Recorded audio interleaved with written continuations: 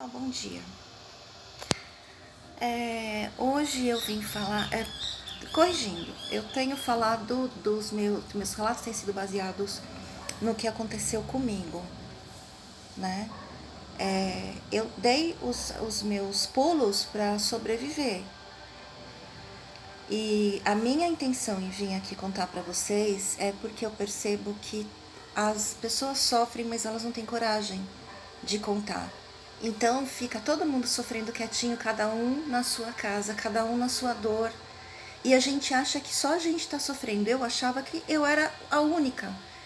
Girafa pintada de verde no jardim do zoológico, plantada de ponta cabeça.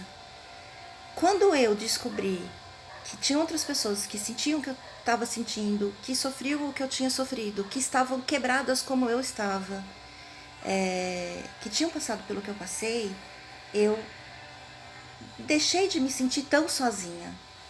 Esse é um dos motivos. O segundo motivo é que a gente está iniciando uma era de um tempo novo, né? Onde os pais vão ter que ter consciência de como criar e educar os seus filhos, ou optarem por não tê-los, né?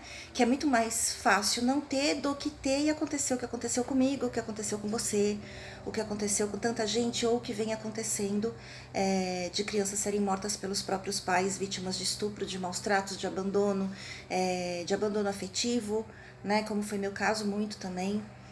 E acabar essas crianças morrendo ou virando pessoas totalmente quebradas, né? E às vezes perpetuando esse ciclo de abuso infantil dentro de casa. Então, eu posso falar das minhas experiências na intenção de, primeiro, tornar público para que isso mude, né? Eu, a outra do outro blog, a outra do outro canal, mas a outra a gente vai se unindo e o nosso objetivo é esse, tornar público, né? E segundo, para você não se sentir sozinha ou sozinho, como eu me senti durante muito tempo. Então, eu não posso dar conselho porque eu não sou psicóloga. Eu não posso dizer, olha, faz isso, faz aquilo que vai dar certo, porque cada ser humano é único e a gente acaba arrumando os nossos próprios jeitos de sobreviver. Então, eu tô falando da minha experiência. Com esses vídeos, tem algumas pessoas que estão entrando em contato comigo e que estão me ajudando também a entender algumas coisas, principalmente em relação ao meu pai, que eu não conseguia entender, né? Sobre codependência, sobre como a gente consegue enxergar um pai e uma mãe narcisista, uma irmã dourada, uma família disfuncional, né? Um monte de coisa. Então, essas experiências eu vou passar para vocês. Hoje eu vou falar para vocês uma coisa que aconteceu comigo aos 5 anos de idade e qual foi o meu truque, né, para conseguir sobreviver a isso. Eu tinha em torno de 5 anos para 6 anos, eu devo ter comentado que eu sofri abuso sexual de uma empregada contratada pela minha família para tomar conta, em tese, da casa e de mim, que era a minha ex-nova. A minha avó morava com a gente, a minha irmã, meu pai e minha mãe, e eu, éramos em 5. E a minha mãe trabalhava fora, meu pai também, e eles contrataram uma moça de nome Beth. Elizabeth, Beth. Essa Beth, um belo dia, ela achou por bem pegar o meu vizinho, que tinha 1 ano a menos de idade, que morava do meu lado. A família dele era o pai, seu Mário, a mãe, dona Elza, a irmã Marilena, a outra irmã Cristina e o menino mais novo, Marcelo. Ela achou por bem de pegar esse menino Marcelo, levou para o quartinho dela dos fundos, junto comigo, e abusou sexualmente de nós dois. Quando aconteceu aquilo,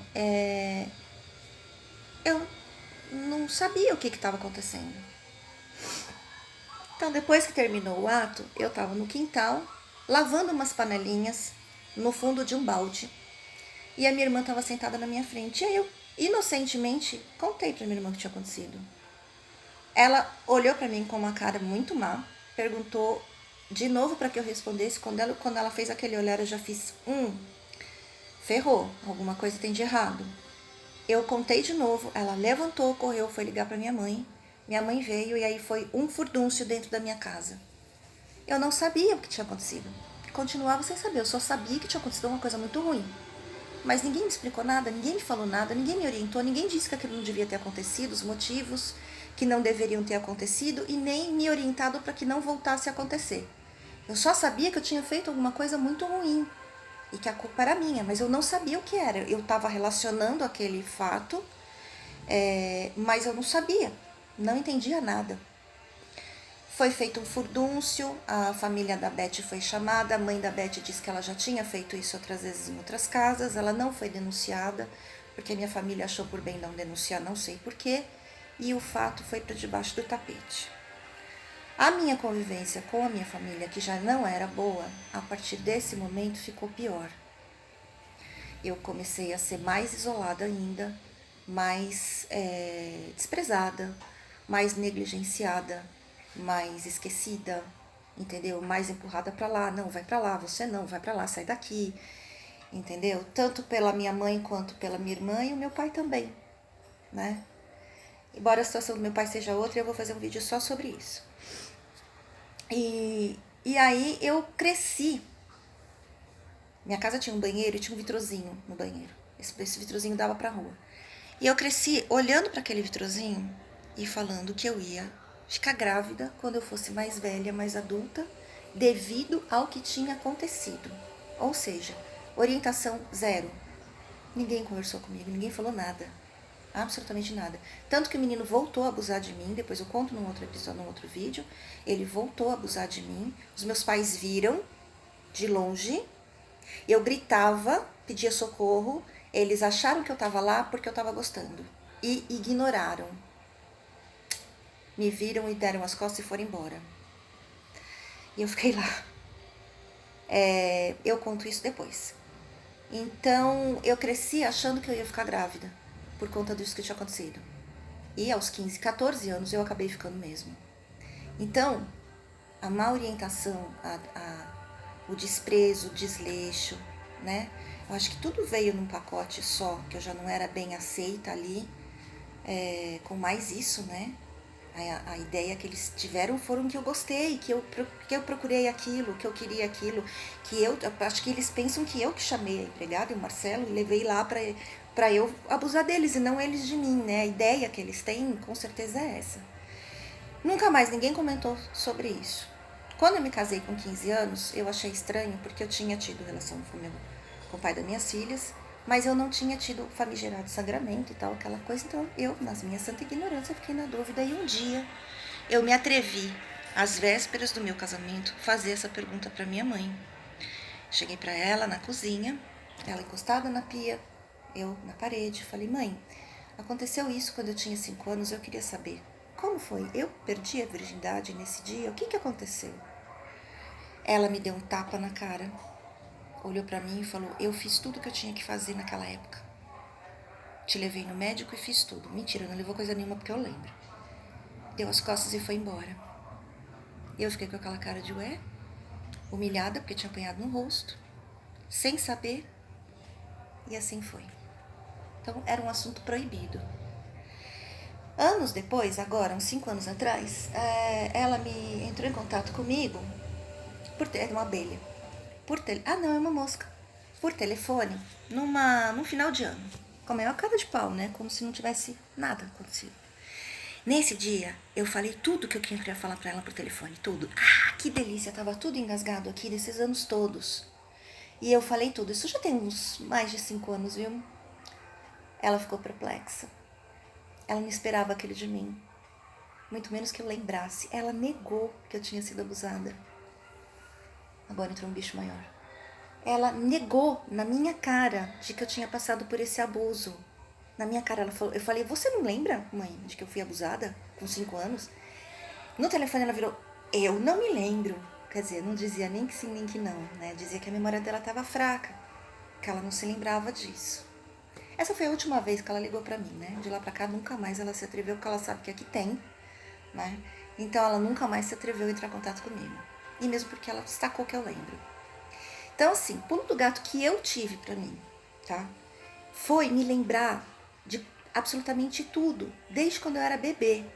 Eu fui registrando tudo e eu ia relembrando esse arquivo na minha cabeça à medida que eu ia crescendo. Por que isso? Porque eu não queria perder o contato com a verdade. Porque eu tinha que lembrar com detalhes, com aromas, com tudo. Porque eles diziam que minha mãe falou pra mim que isso não aconteceu. Então, eles diziam pra mim o contrário, eu dizia, olha, eu tô sofrendo, eu tô com dor, vocês estão fazendo isso. Nessa família disfuncional com mãe e pai narcisista, eles falam, não, você tá reclamando de barriga cheia, você tá louca, você é muito dramática, você é mentirosa, você inventa. E eu ficava, né? Tem horas que eu chego e falava, será que é isso que sou eu mesmo? Eu acho que eu devo ser muito chata, muito fresquinha mesmo, né? Então, eu só vim descobrir que isso chama gaslight, que é uma forma de abuso psicológico agora, o ano passado, quando eu comecei a ter contato com esses grupos. Até então, eu fui entupida disso a vida inteira, dessa lavagem cerebral, para dizer, olha, você está sendo abusada, mas você não pode saber que você está sendo abusada. Então, além do abuso que eu estou te fazendo, eu ainda vou dizer que você é doida para confundir sua cabeça e você nunca ter contato com a realidade, com a verdade. É esse o processo que eles faziam. E é esse processo que todo narcisista oculto ou demonstrado já aberto faz, uma família disfuncional faz, todo abusador faz isso. Homem, mulher, todo tipo de relacionamento abusivo, eles fazem isso. Eles deixam claro para quem está sendo abusado, eu não gosto de usar vítima porque vítima não se mexe, vítima não responde, vítima não se defende, né? Eu gosto de falar o abusado, que o abusado ele levanta uma hora e dá uma chapelada em todo mundo, né? E então o abusado ele tem que ele tem que ficar ali no controle daquelas pessoas para que ele nunca lembre da verdade e ele fique ali naquele limbo, sabe? Perdido ali, rodopiando ali. Essa é a ideia. Que ele nunca crie consciência do que realmente aconteceu. Então, assim, o meu pulo do gato foi esse. Eu anotava muito, eu tinha diários onde eu anotava. E até hoje, tem horas que eu faço uma meditação e vou fazendo uma regressão na minha memória.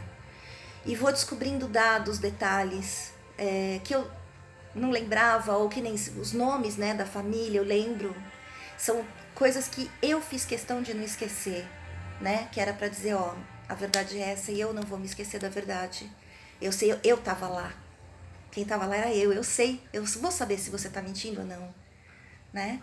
Então essa daí é uma coisa que eu passei e foi uma das formas que eu consegui me manter lúcida, não 100% lúcida. Agora eu tô chegando perto disso, mas eu consegui me manter lúcida para conseguir lutar contra isso. E o vídeo já tá em 12 minutos, eu vou dar tchau pra vocês e vou dizer que eu volto com um vídeo sobre o pai narcisista. Beijo pra todos.